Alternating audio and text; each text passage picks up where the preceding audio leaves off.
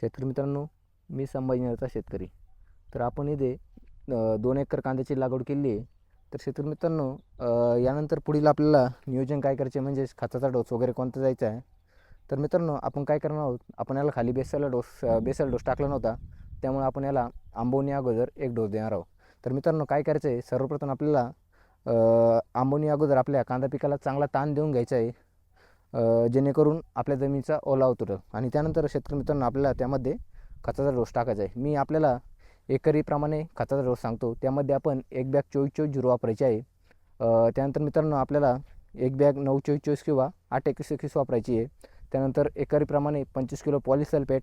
त्यानंतर मित्रांनो, त्यामध्ये आपल्याला 10 किलो मायक्रोन्यूट्रनचा वापर करायचा आहे आणि 4 किलो मायक्रोरायझरचा वापर करायचा आहे. तर मित्रांनो, 24-24 काय होणार आहे, आपला जो कांदा आहे त्याची जी आपण पुनर्लागवड केलेली जी रोपे ते लवकर सेट होणार आहे. कांदा लवकर पातीवरती येणार आहे आणि जी वाढ आहे ती झपाट्याने होणार आहे.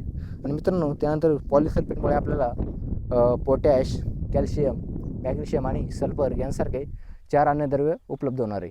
त्यानंतर मायक्रोन्यूट्रियनमध्ये आपल्याला जे दुय्यम अन्नद्रव्याची कांदा पिकाला गरज असते ते आपल्याला उपलब्ध होणार आहे. आणि त्यानंतर मायक्रोरायझर जो आहे त्याच्या वापरामुळे आपल्या कांद्याचे पांढऱ्या मुळाची वाढी जोमाने होणार आहे आणि आपण जी खतं आपल्या जमिनीत टाकली ती आपल्या पिकाला पूर्णपणे उपलब्ध होणार आहे.